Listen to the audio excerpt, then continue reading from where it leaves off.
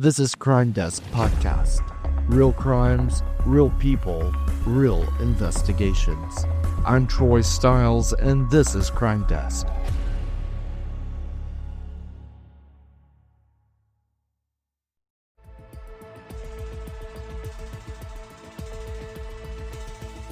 Beyond the flashing lights and crime scene tape lies the stories most never see. The science, the evidence, and the investigative work that brings justice to light. This is Behind the Tape, where we take you past the yellow line for a closer look at how crimes are solved, evidence is analyzed, and truth unfolds piece by piece. Good evening, I'm Troy Stiles. Welcome to Behind the Tape. When a missing persons case goes cold, the paper trail usually does too.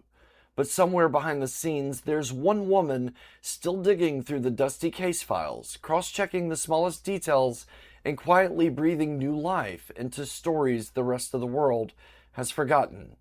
Her name is Meaghan Good, and she's the founder of the Charley Project, one of the most comprehensive online catalogs of missing persons case information in the United States.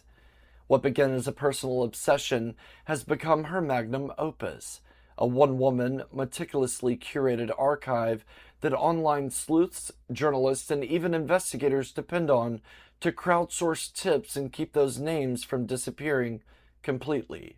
Today, we're talking to the woman whose life's work and almost superhuman ability to keep up with the sheer volume of these cases is giving a voice to the voiceless. Meaghan, thank you so much for joining me to talk about the Charley Project. For listeners who may not know you, how do you introduce yourself and the Charley Project? Well, my name is Meaghan Good, and I am the founder and sole administrator of the Charley Project. A lot of people think that it's run by like a whole group of people, but no, it's just me.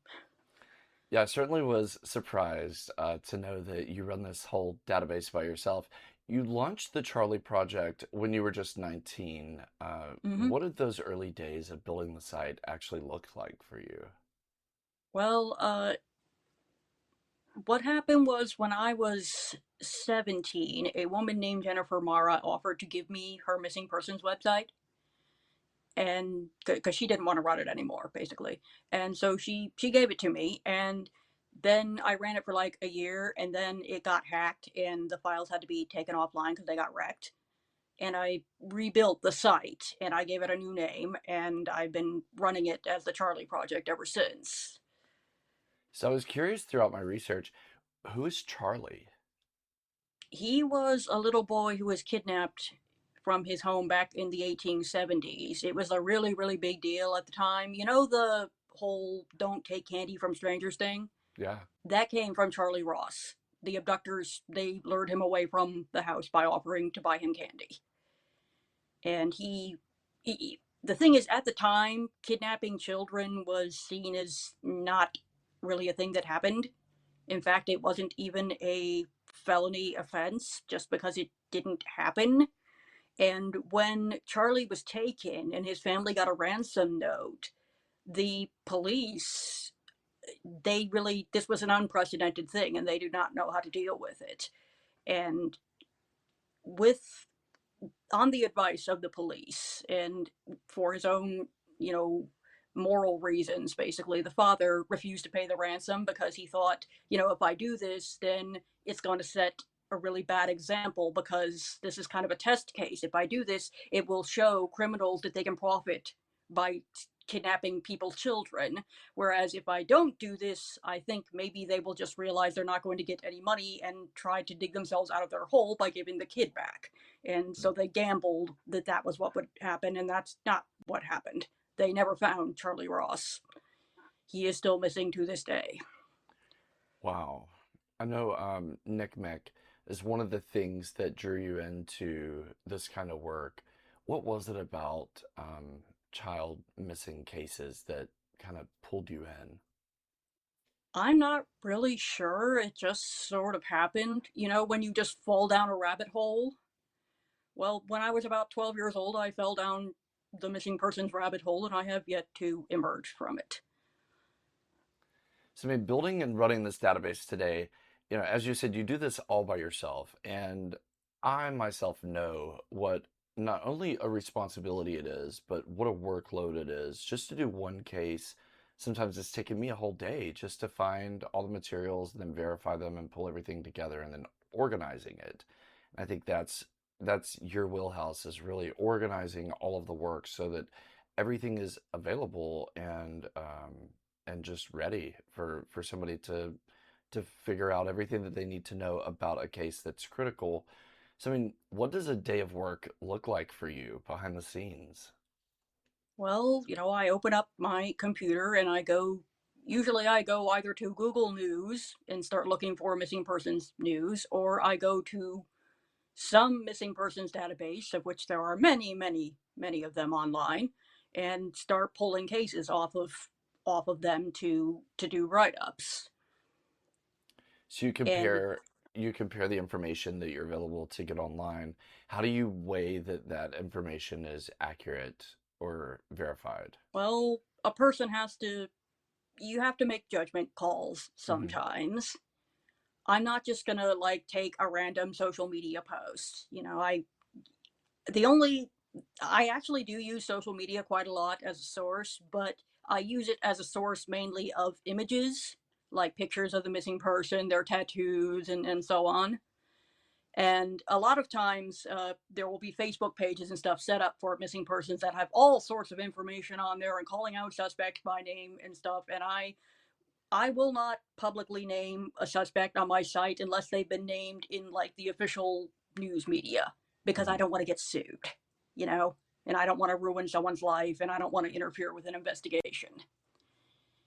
Yeah, and a lot But of times, I take what's on the news and I take what the police say, and also what, family members say, and put it all together, and I do the best I can. a And lot of sometimes I turn out to know a lot more than people think. Recently, this lady, she sent me an email. Her son is missing, and she wanted a bunch of corrections on his case. And one of the things that she said was that he didn't have tattoos on his chest.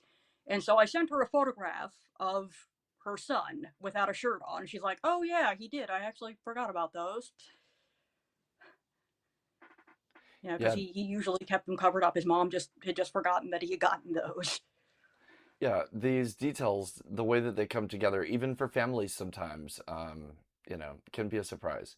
And and it is important to keep the information factual. I think that's one of the most important things about a case, So the you mainly focus on long-term cases, and by that time, a lot of times the details are kind of settled. Um, what, I guess, made you draw those particular boundaries in these kinds of cases? Well, the thing is, working on the site all by myself, if I was posting like all the recent cases, I would be basically swamped. I mean, as it is, I'm swamped, but I would be like even more swamped. And plus, when I've got 15,000 cases on my site and I'm kind of trying to keep track of all the updates, the newer cases, of course, are going to get the more updates, because that's when the most important stuff tends to happen early in the investigation. And so if I were to add, people who have only been missing a few days, then I'd have to be constantly checking on those newer cases to see if anything has happened. And usually by the time a year has passed, things have settled down. Yeah, so I want to get into kind of how you've presented why you do this to some other people, and you accredit autism as really Mm-hmm. giving you the ability to focus and to build something extensive like this. So can you just explain to me how that works? How that has enabled you to think brighter about this kind of databasing and to create something to help missing persons like this. Well, one of the symptoms of autism is having an intense interest in some often weird or esoteric topic. And for me, one of my special interests is missing people.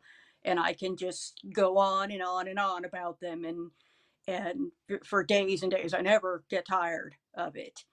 and I just sort of accumulated an encyclopedia of all this missing persons knowledge in my head. And it's something that, I mean, other people are interested in missing people too, but a lot of people get kind of worn down by all the misery of it. And I think the autism kind of protects me to an extent from the misery. I don't have the like emotional impact uh, in writing cases that other people have told me that reading those cases have had. Usually, the cases involving child abuse bother me a lot, but for most of the cases, sometimes people will write to me and say, I was just crying reading this case file, and that's literally never happened to me. Yeah, and a lot of times I see people get into this because they have a missing loved one in their family. Is that a part of your story with the Charley Project, or have you ever experienced that yourself? No, I've never had a missing loved one, although I have probably experienced more than my fair share of tragedy in my life. I've got two brothers who have died before their time. Around the time that I got really interested in missing persons, when I was 12, I did have a teacher, in a middle school teacher, whose sister disappeared and was subsequently found murdered, but not for several months. That may have been part of the reason why I got so interested in that topic. Yeah, maybe that lit this up subliminally, and then a little later it caught on. Um, I find that a lot of times somebody who's working in this field has some bit of threading how it got in there. So I know it does take an emotional toll. We had a missing case yesterday that I was following really intensely, and we of ended in tragedy, unfortunately, but we sat down to film on the missing persons case, and just at the moment that I sat down, things started to develop in that case, and not for the best. So I think in missing persons cases, we probably lose more than we win, and that does make the toll of this work difficult. Um, so it's nice to have some sort of buffer there that does protect you so that you can, because I get burnt out too, even just, and I do, my own research and very extensive research on these cases. Do you ever feel like you have a connection with some of the people that you're databasing? I know some of their families, and some of them, have expressed a lot of gratitude towards me for writing up the case files, but I feel somewhat removed from it all. I don't have any like particular favorite cases or anything like that. Although there are some that I have like blogged about more than others. Hmm. I think your website is so interesting. Um, you mentioned blogging. You share a lot about your personal life on there too.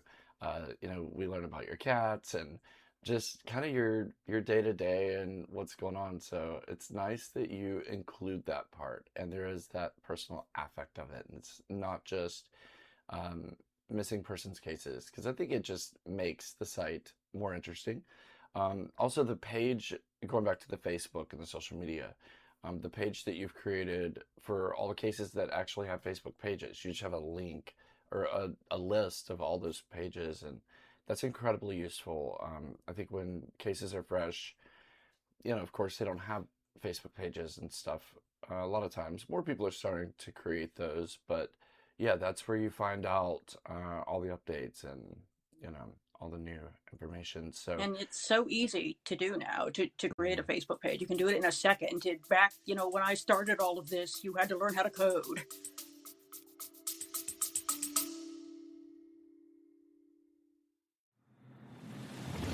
You're listening to Crime Desk Podcast, where real cases meet real investigation. This is your inside look at justice in motion.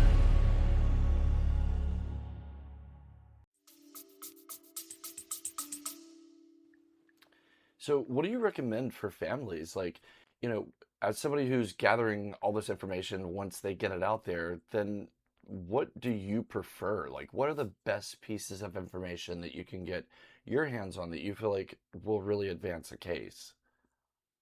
Well, one of the things that I'm kind of proud of is the photos of tattoos that I have on my site. They have actually helped identify several people, and I go to a considerable effort to try to get those images, not just a verbal description, but an actual picture of the tattoo itself, because a lot of times people don't really remember the details of someone else's tattoo, particularly if it's covered up most of the time. And sometimes the descriptions, it turns out they have just been wrong. And meanwhile, if you have an actual picture of the tattoo, that can identify a person in a second. Well, how do you feel about online sleuthing and crowdsourcing information for investigations? Is it helpful? Is it harmful? A little bit I'm of kind both? of skeptical about it. I try to stay away from online true crime spaces because I actually find them to be very toxic. And there are also a lot of people who I think get involved in it for the wrong reasons. They start they they maybe they're not starting out this way, but they wind up just trying to promote themselves instead of the case. And I've heard of terrible uh, examples where, like, some web sleuth will wind up accusing, some family member of a missing person without evidence, and then when other people don't believe them, they'll start creating all sorts of, conspiracies as to what happened, just inventing whole stories. There was one man who was he contacted me. This was how I found out about this. He was stalking a young woman whom he was convinced was the missing baby Sabrina Eisenberg, all grown up. And he sent me pictures of her and everything like that. He said he had matched with her on, like, some dating website and had one date with her and believed that she was Sabrina Eisenberg. And I told him, look, you need to go to the NCMEC with this information to NCMEC. And he said, well, I've already talked to them and they're corrupt. And I'm like, look, I can't help you. Okay. I don't investigate cases. I just catalog them. And then he accused me of being corrupt and claimed that I must have been bribed by Sabrina Eisenberg's parents. And it became very clear that there was something wrong with this man mentally. And I wound up contacting the woman in the pictures that he sent me, because I thought, if somebody was saying that about me, I would want to know. And so I contacted her, and she was just horrified. She had already had issues with this guy. They gone on one date, and then he, accuses her of being this missing baby. And she said, well, I guess I'm going to have to get a restraining order. Thank you very much for telling me about this, because she hadn't known that he was passing her photos around claiming that she was Sabrina. Wow. Yeah, And I mean, obviously, that's an extreme example of the bad things that can happen. But it's a problem when people are online and they don't necessarily know as much as they think they do. yeah. It's easy to come up with all sorts of conspiracy theories when you don't know how things actually work. Well, and it's one thing to have them, it's another thing to say them. You know, a part of our company does like media representation for families who wake up and find themselves the spotlight of a crime story. And we always have our behind the scenes conversations of like what we think, but a lot of times we're wrong. You know, law enforcement's not giving us details. Law enforcement keeps those details very much close to the investigation for very good reason. I don't know. I think sometimes when they're not putting out information, people just go create it, and that could be a bad thing. So I think it's, you know, there has to be this weight and balance of putting out correct information and just a little information at a time, just to kind of feed the vultures in a sense, with correct information, because it's very dangerous for people to come on and start making it up. And then sometimes, you know, such a large community can tackle a case that it just saturates it. And then you can't figure out anymore what is true and what is false. So, I was just kind of interested in your take on that. I'm sure a lot of web sleuths and crowdsourcing use your website. In fact, I just recently had a case of a discovery of more than 30 years. A guy's been missing. They found his skeletal remains about 20 years ago. They were sent in to the North Texas Human Identification program there. For identification, it took them several years to get a DNA profile, but his case was featured on the Charley Project, and law enforcement credited the Charley Project and in helping to kind of pull all that information together and keep his case solidified for public. So I think the work that you're doing is very important um, in the realm of crowdsourcing information because you're putting out correct information and it is a database. I, as a journalist, would feel very comfortable, using your website as a reference for a case. So, Well, I'm happy to hear that. That's what I'm trying to do. Put out the correct information and put it out, in a way so that people can easily understand it. do you have a hard time getting like an official flyer sometimes on cases? It's one of the hardest things that we try to get Yeah, oftentimes. that noise in the background, that's just the dog's collar. He scratched himself. His It's bag's okay. jangled. It's okay. Oh, now, what were you asking? So a lot of times when a case starts, we have a difficult time even getting a flyer from police or police to authenticate the case. We'll have people on Facebook or we'll have people sending us emails, but we don't have like actual authenticated proof that someone is missing. Do you ever run across that where you want to database a case, you have just about everything you need except actual verification?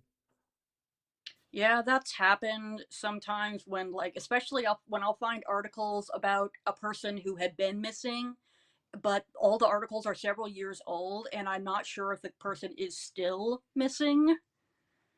And a lot of times, if I were to, I've just given up now. I learned pretty early on that if I were to write to the police and ask is so and so still missing, they will usually not bother to answer. Yeah, it's hard to get a response sometimes.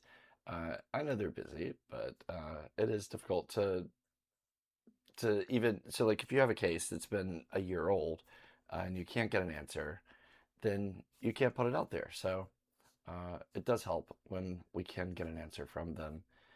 It used to be that NCMEC used to have a thing where they would tell you if a person was found, and they would tell you if this person was found alive or dead, and that was very, very helpful. It was like an email subscription thing. You would get an email, Mhm. uh, and then they shut that down.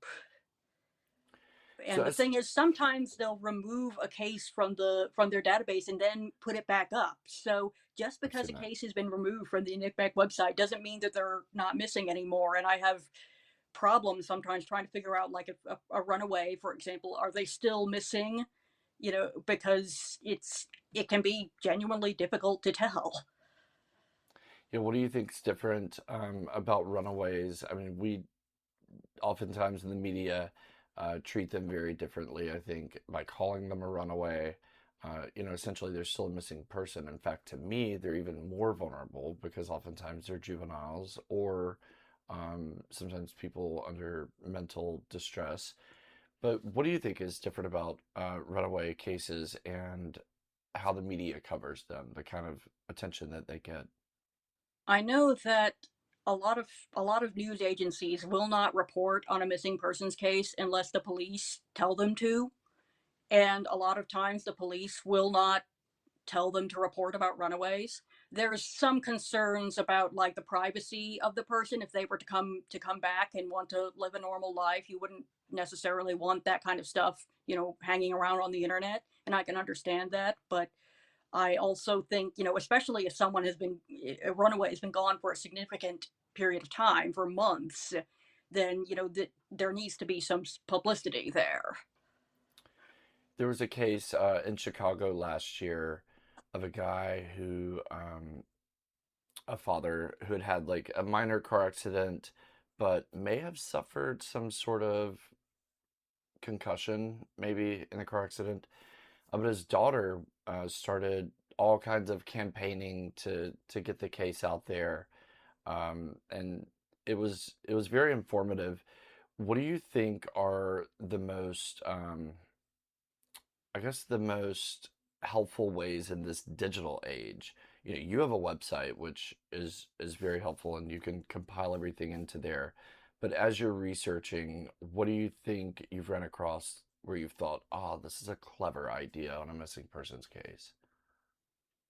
Well, now this is somewhat of a different type of missing persons, but I recently came across a very interesting website that had a map of mass graves in a conflict region, and they could tell you like how many bodies were in each grave and so on. And because there people disappear in droves during wars, and I have seen people make maps, missing persons maps, where they'll have, like, say, a county, and they'll have all the locations of the disappearances, and you can click on them and see the case pop up, and I think that is a good idea. Yeah. And especially in trafficking scenarios, you never know when there are pockets of activity or frequent places where somebody may have kidnapped multiple victims throughout a period of time. Oh Um, yeah, definitely. And I think that there is some good that AI can do in, like, maybe some facial recognition or tattoo recognition to identify people. yeah, that's Although certainly, I'm kind of hesitant about, like, using AI to do any of the writing, all the hallucinations and stuff that it has. yeah, but it does have a lot of good, like when we have to go back and check things constantly, now there's triggers and things where, like Google alerts, all that is some function of AI. And those parts can be very helpful and uh, resourceful. Do you use Google Alerts? I do not use Google Alerts, but I do use Google News a lot, and I have like a bunch of phrases saved into Google News to go and search for to come up with missing persons news. Yeah, in Google Alerts, you can set those phrases and it will literally either send you an email or an in-app notification every single time an article gets published with those keywords. So it's pretty cool, very helpful, especially for keeping up with like certain topics or certain words. So the internet is certainly changing. Your database, what it's been around for a long time. What are some of the things that you are always thinking about with changing it or upgrading it or progressing it further?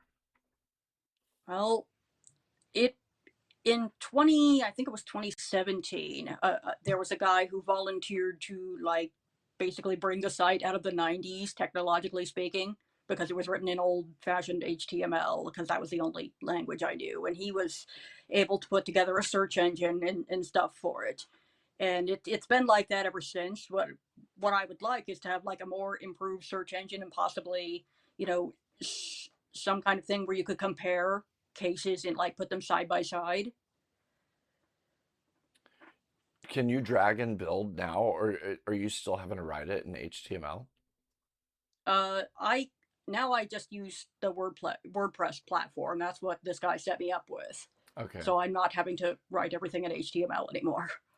Yeah, I've probably forgotten most of my HTML. that'd be a long day for for each case.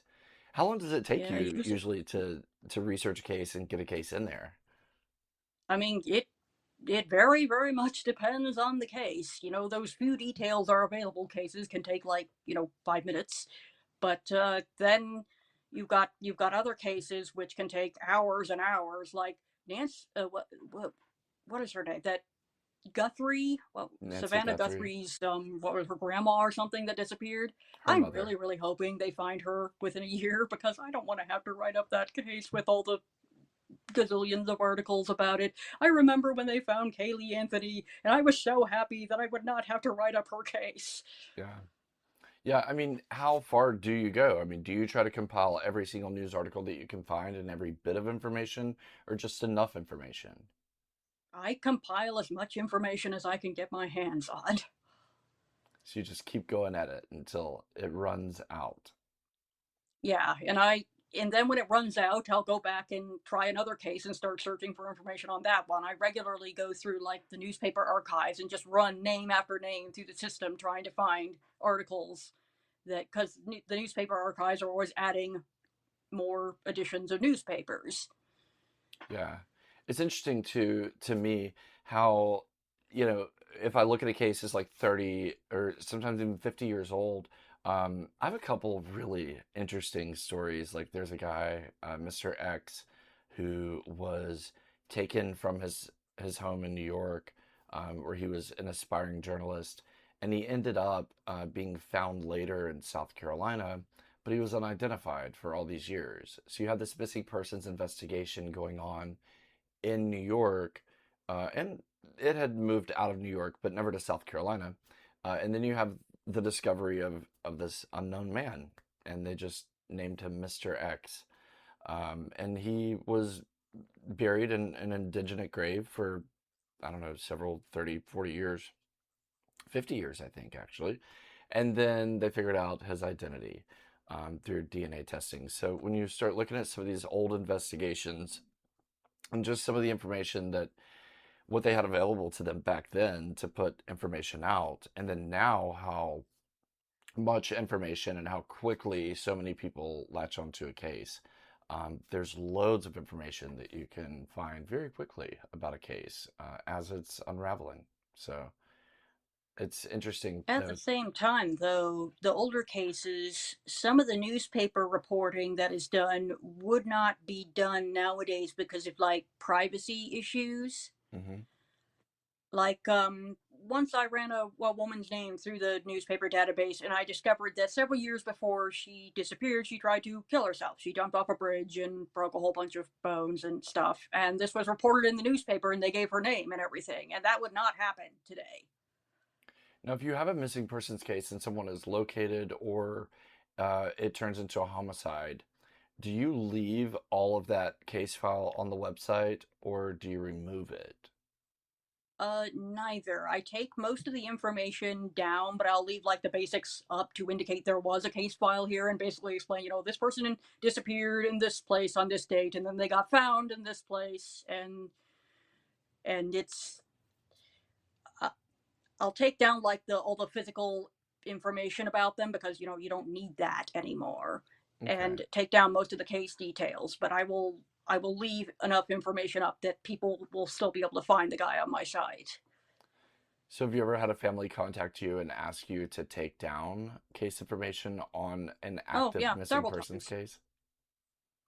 For they ask me for various reasons. Sometimes they're one person told me that the family just they had sort of accepted the situation that that their loved one was not coming back, and they just were tired of seeing his name pop up all over the internet because it was like traumatizing them even more.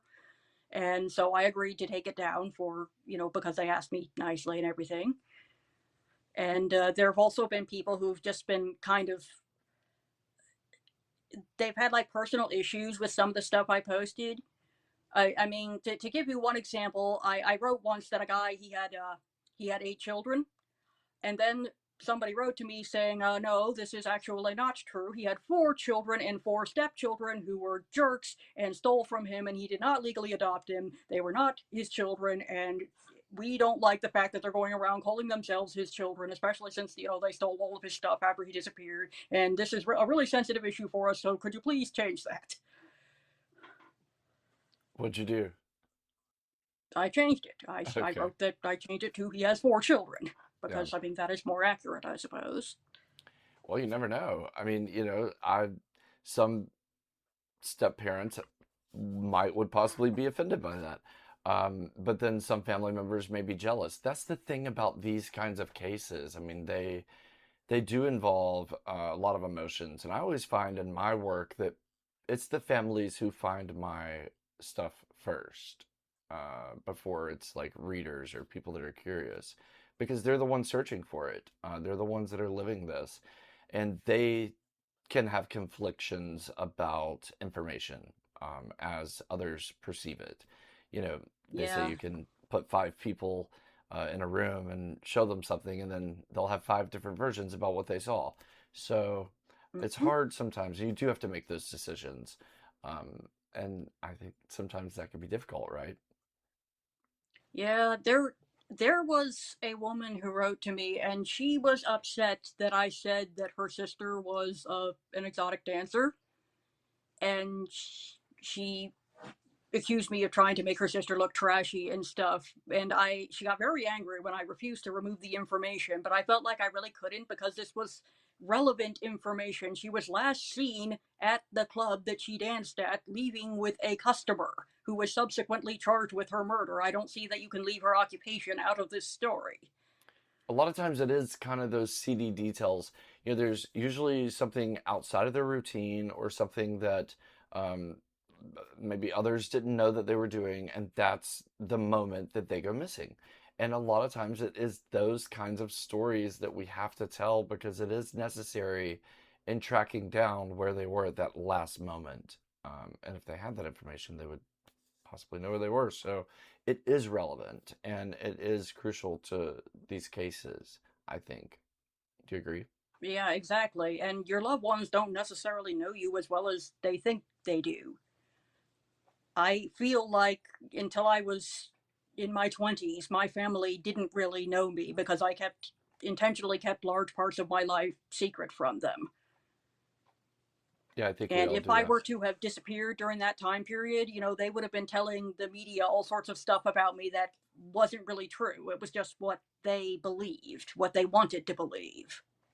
Yeah. Well, I wonder, what tools, databases, or other records you consider like their policies and procedures around removals and things like that, or do you just make it up on your own and run it the way that you want to run it? Well, I do have, general guidelines, but the nice thing about working alone is that you can be your own boss and decide to do your own thing. And so it's basically a judgment call each time. So you have an interest in history. Do you think that that has kind of shaped the way that you run this and the way that you story tell these cases?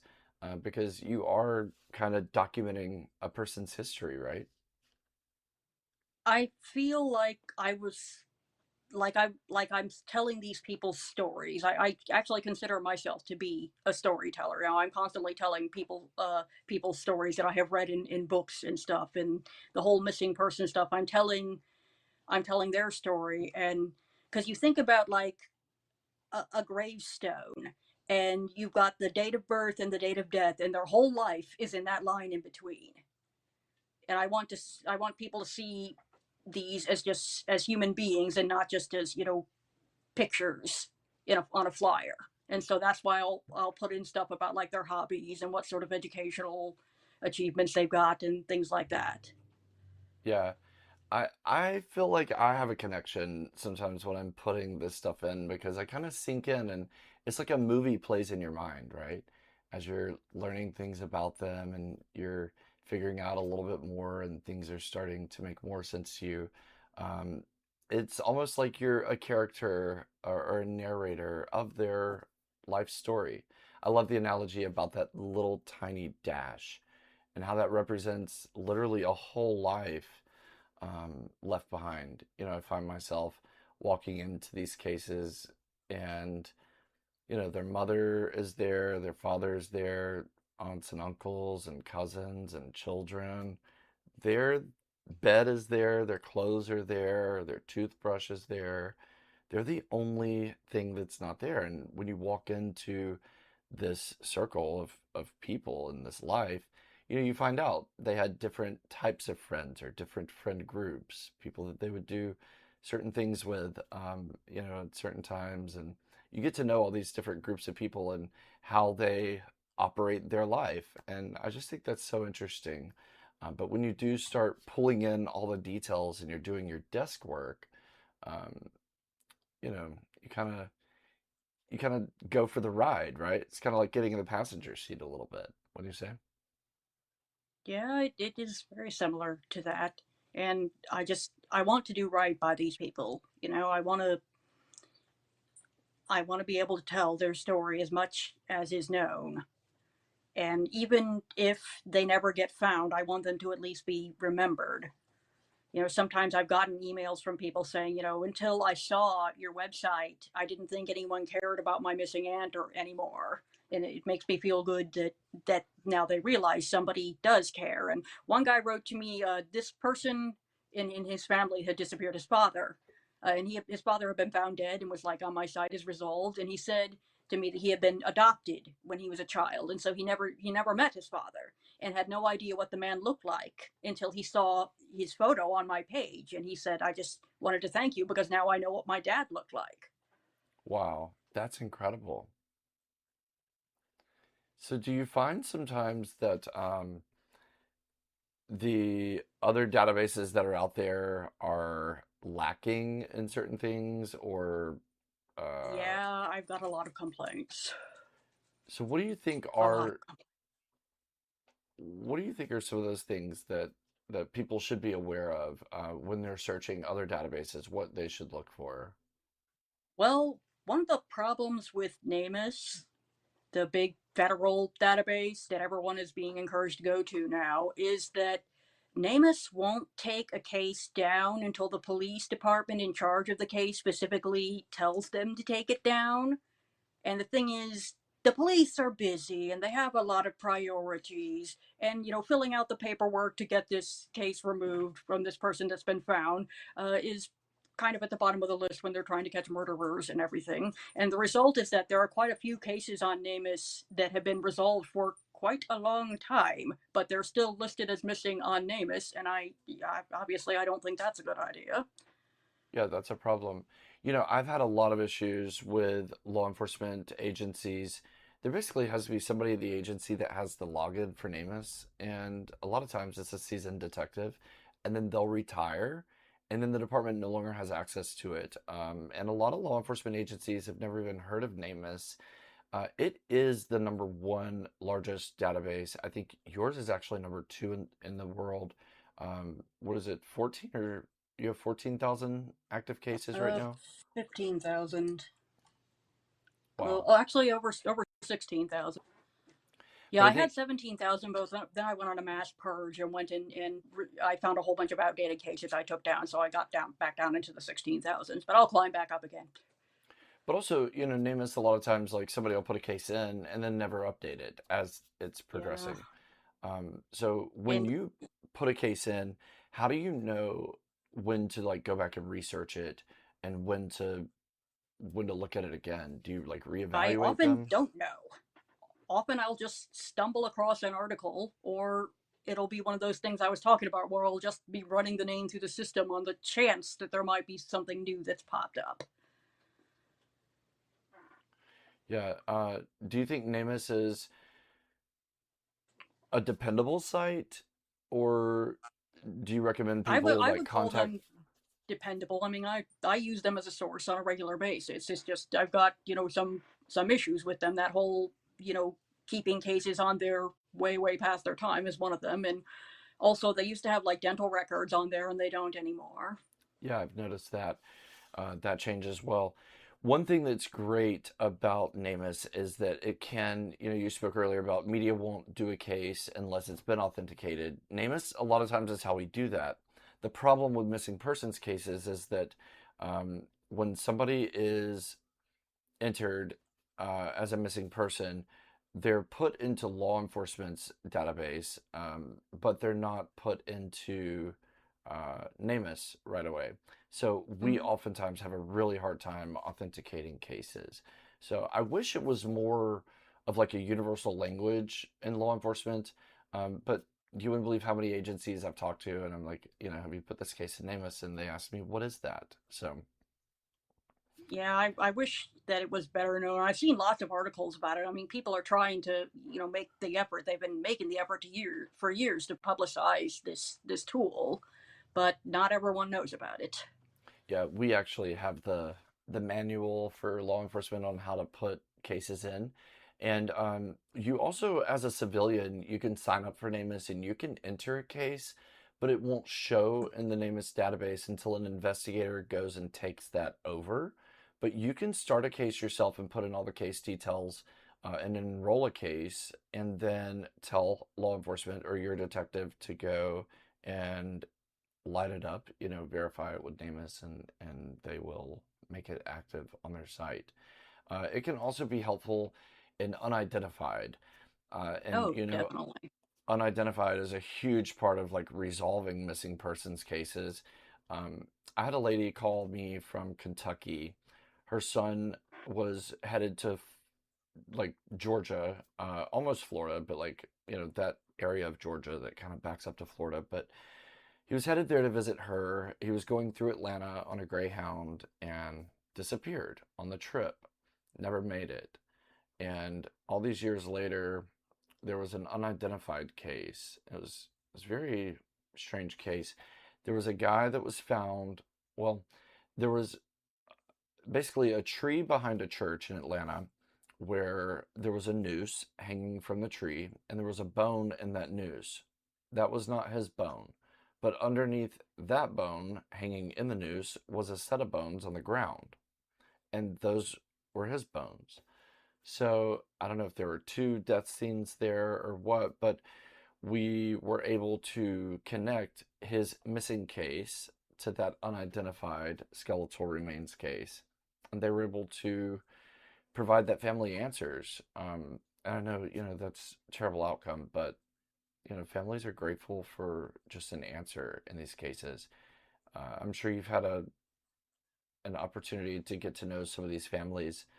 um, it's pretty tough on them not having answers and just somebody just being out there. Do you ever think about, people just being out there, in the elements and Yeah, what it, it didn't. The wound doesn't get a chance to heal. Like when my brothers died, our family, we had a funeral, we buried them, we mourned our loss, we moved on with our lives. And that's something that you can't really do when a person is missing because of the uncertainty there. yeah, it certainly does take its toll. And I think these people just keep living it. They never get an opportunity to stop or to even start healing, because they just, And it's hard to find others who can even understand what they're going through because it's not a terribly common thing, at least in this country, for a person to vanish without a trace. yeah, There's plenty of like grief support groups for people who are like their spouse dies or their child dies, but there isn't a whole lot for families of people who are missing. that is true.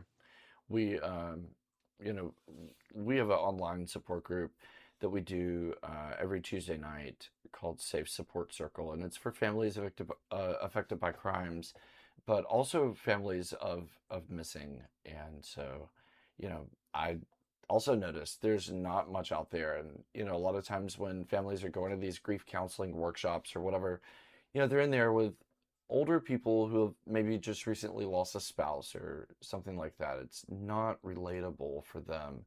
And I don't think some of those groups are equipped to handle the kinds of emotions that people carry for these kinds of cases.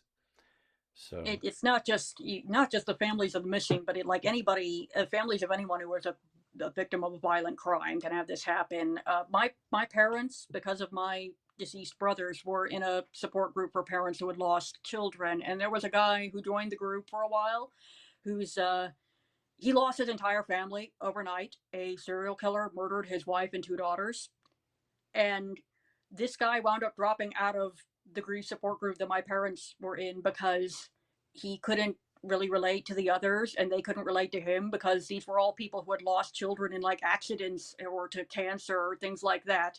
And here he has to tell them, oh, my wife and daughters were raped and then thrown in tied up and thrown off a boat into the ocean. And apparently it just didn't mesh well, and he wound up stopping going to the meetings. I yeah. remember this. I remember my father telling me about meeting this man and what had happened to his family. I was 8 years old at the time when he told me this. I was just absolutely horrified and was just sitting there thinking, how on earth is he walking around still breathing after this happened to him? Well, I think a lot of times if you've never been through it, you really can't, offer that kind of support. I find that in our group, especially, people that have been through it are supporting each other, and they're at different parts of their journey. So you may have somebody who just found out yesterday their daughter's missing. You may have somebody who their daughter's been missing for 6 years. And, that person who just found out yesterday, they have such high expectations for law enforcement. And a lot of times, law enforcement does every single thing they can and they still can't find somebody. Hmm. And And a so, lot of times, law enforcement doesn't do anything at all. yeah, that's, It that's, varies greatly. so what do you think on that topic? You know, it's frustrating sometimes when I always tell people you're asking a total stranger to find somebody they don't know. So, do you agree with that? That it's frustrating sometimes that families think that their loved one is missing, but maybe since it's not a crime, law enforcement doesn't do everything that maybe they I'm should do? sure it is extremely frustrating for the families, especially when, in the cases when it turns out that, yes, their loved one actually was the victim of a crime. You know, that must be enraging to go through. The police don't do anything when you report this person missing, and then you find out later on maybe if they had done something, they could have saved him. And so I can certainly understand the feelings of animosity there. Yeah, and sometimes there's jurisdictional issues too. I had a case once, a guy left a pharmacy in North Carolina where he worked, was headed home to South Carolina where he lived, and pulled over, I guess, at a park, maybe for some fresh air or a peaceful walk. But he became missing there in that park, and it was a holiday weekend, and I remember like 50 different phone calls between four different agencies. No, we told her to file the report over here. No, you need to call this sheriff's office. No, Yeah, we're not passing doing it around like a here. hot potato. Yeah, and he, I think, had fallen into a ravine and was stuck there for several days before he succumbed to his death. And I felt like, ah, if somebody had just got in their car and gone out there, anybody, it doesn't matter which badge, but I guess it does in how these cases roll out from a law enforcement perspective. But if somebody had gotten out there, with that case yesterday, she'd been missing for several days and a couple days before law enforcement ever started a search for her. And then tragically, she's found just half a mile from where she was, deceased. So it's certainly a frustration, but I know that these cases can have no end in sight. And a lot of times, especially this day and time, with our cell phones constantly tracking us, digital is the way to go for an investigation, I think, to track somebody down, probably the quickest, but also surveillance footage and stuff like that. Um, are you able to put like videos and things like that on your website Yeah, or I've never posted videos, just still images. yeah. But when you were talking about digital, I was just reminded of a case I put up today. This man has not been found, but they have charged a person with his murder. And one of the key pieces of evidence is the defendant's Garmin GPS watch, which placed him at the missing person's campsite around the time that the person disappeared, which is pretty damning. They didn't know each other or anything. Wow. So what was he doing there? Yeah. I mean, I've seen workout apps. Sometimes people will be on a run and they'll be tracking their map and their distance. And sometimes they don't have their cell phones and like things like that on them, but they'll have some sort of device that keeps up with their workouts. And yeah, I mean, the digital investigations these days are really helpful. It's just a lot of times they send off for this information, then they get it back, and that leads to having to send off for more information. So, uh, Mm-hmm. it takes a long time. I think families don't understand sometimes why they would be in a situation where it's taken a year to get through an investigation and still have no answers. It can take a really long time, and then when that digital signal goes silent, a lot of times that's the end of the search.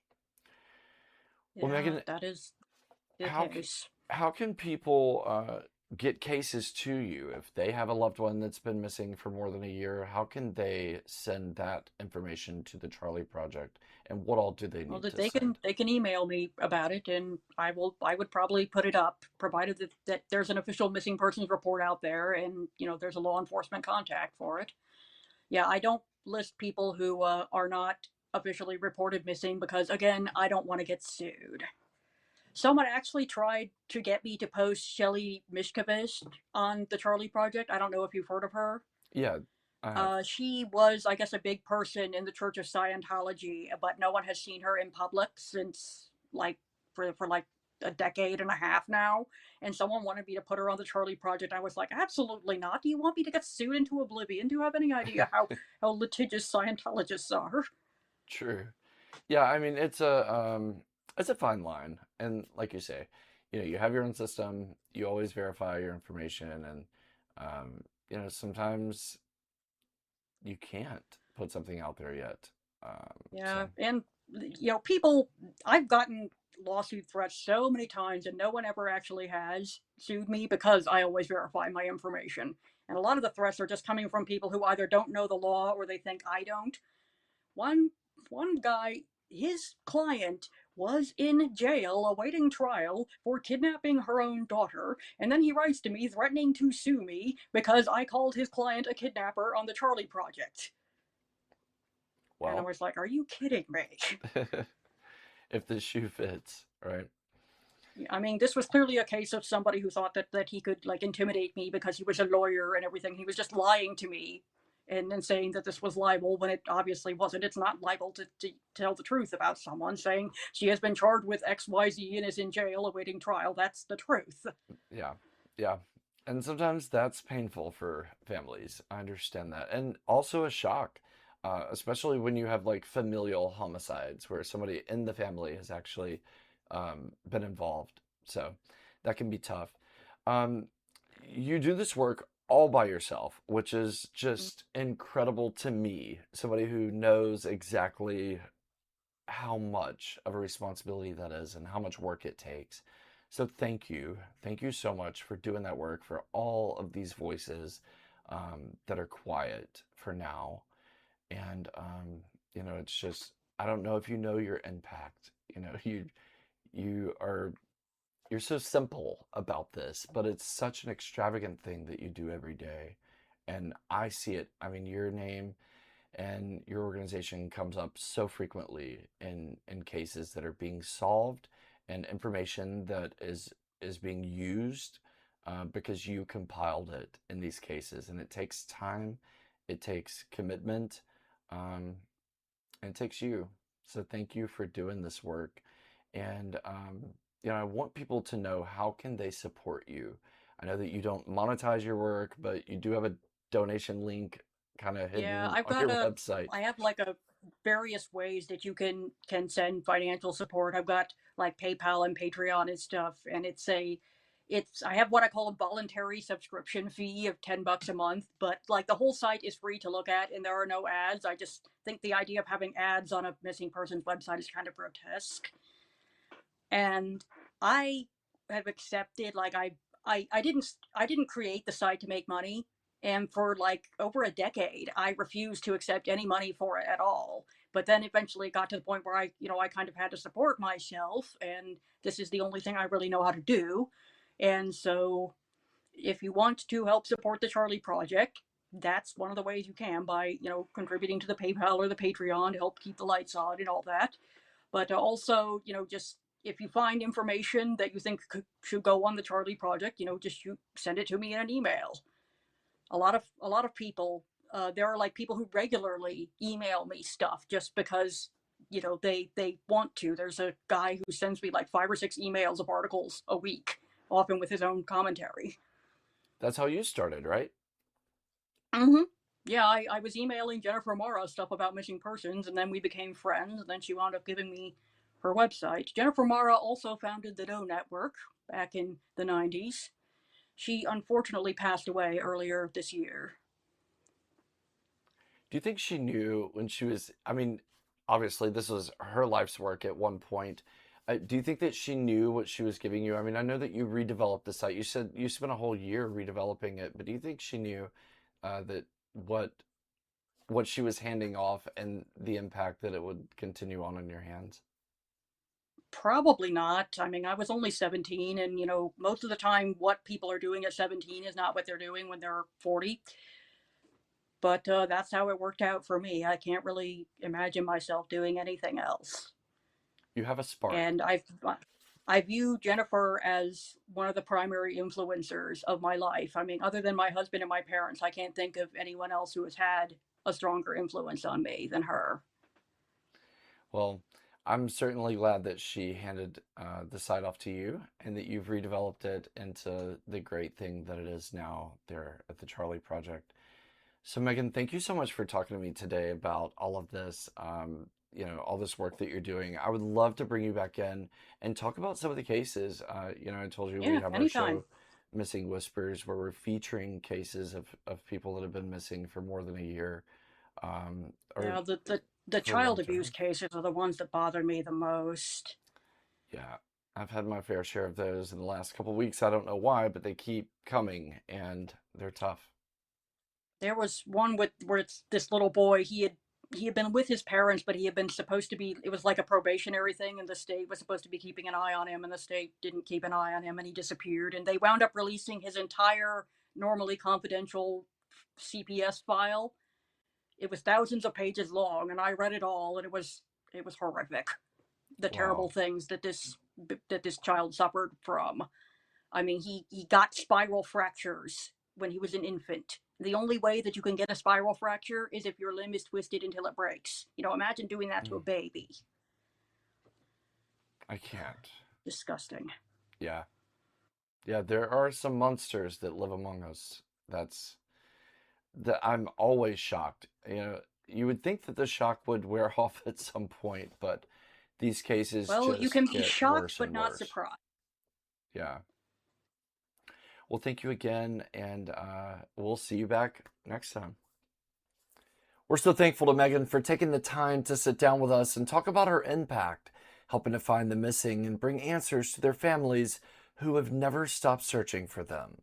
For more information on the Charley Project, visit their website at www.charleyproject.org or like and follow them on social media at Charley Project.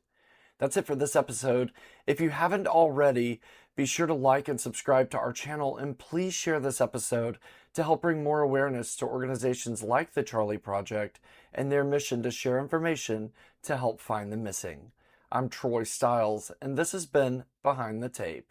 Stay tuned to Crime Desk TV, where we take you inside the investigation and beyond the yellow line. Good night.